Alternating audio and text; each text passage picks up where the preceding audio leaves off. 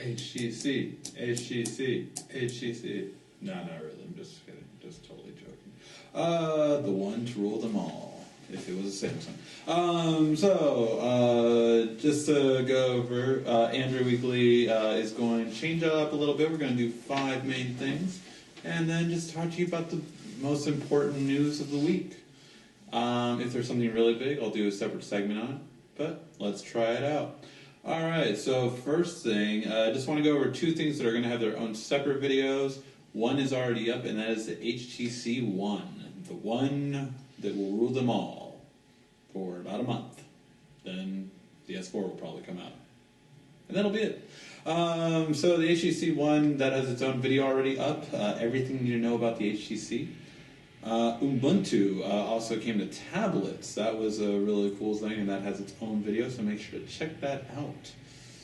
It's kind of beautiful. I might put it on my Nexus 10. Alright, now, the 5 top articles of the week. iOS, man, their updates keep screwing people over. iOS 6.1.1 has created 2 bad defects, which 6.1.2 that just came out this morning did not fix. So one is you can now bypass the lock screen again. If you just keep pushing the home button, you will eventually bypass the lock screen, and you can go right to anyone's phone. Yay, Apple. That's the cure. Second is iOS 6.1.1 also has been causing a lot of battery drainage on the iPhone 4S. These updates keep getting worse and worse. Apple, you should probably take some notes from Android. See, their updates make it better. Your updates make it worse. Something, crisscross. Yeah. So that's not the best news for them. We had alleged screenshots of the Galaxy Atlas smartwatch. Pretty clean looking UI. It kind of reminds me of a blend between like the Sony smartwatch and the Pebble smartwatch.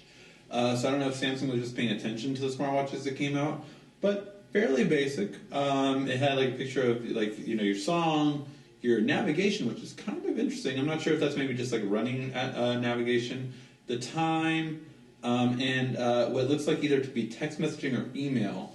But yeah, it looks pretty nice, very clean, very simple looking, and I'm interested to see if this will be true and valid. These are alleged screenshots, and we don't know. Supposedly, this should come out the same time as the S4. It's supposed to be the S4, the S4 Mini, and the smartwatch. But we'll see. It's really interesting. It looks really nice. If it's it, I will be very happy.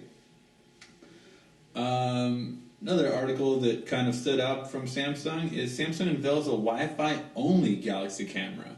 Now this one's pretty cool because a lot of people have liked the idea of the Galaxy camera, but have said, well, do we really want to spend $500 on a device or $400 for the 2-year contract? They haven't been sure, and they love the idea of having an Android device, especially one with the 21 times zoom, 16 megapixel. I have it; it's amazing, but I can understand people's concerns.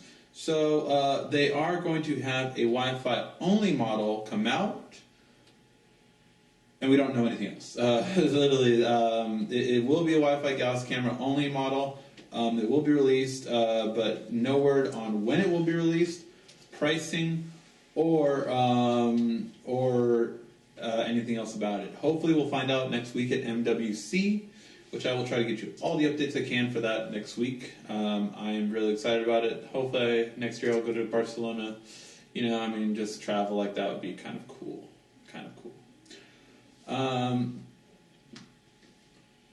Now, there was a couple of things earlier this week and last week on this, and now even the Washington Journal is confirming it, that supposedly Google is planning on opening their own retail stores.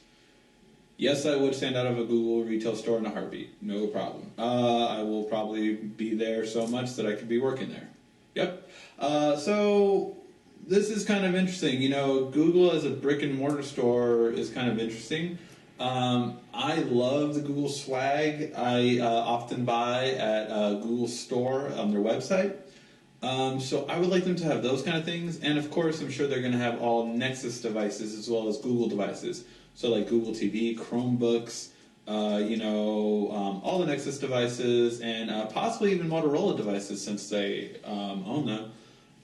So it's really cool. Supposedly, they're aiming for the end of the year.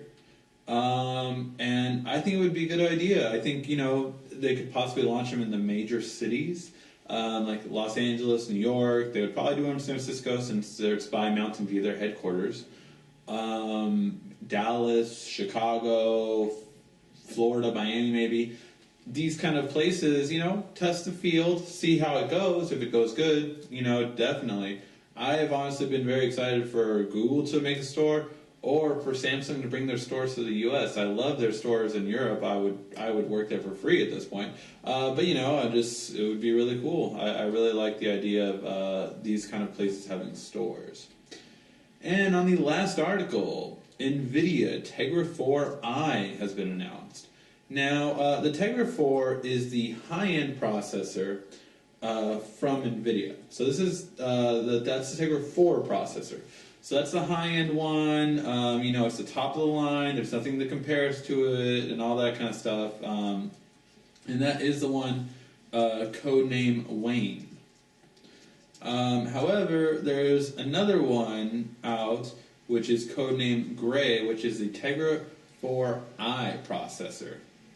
Now, supposedly this one is going to be for more of the LTE fashion, so devices that need LTE, that's what the I is going to be. It's pretty quick. It's a 2.3 quad-core CPU, and it's still going to have a 60-core graphics card, so very impressive, obviously. And it's supposed to be really, really well done. It's supposed to basically be ideal for 5-inch 1080p displays with LTE, of course.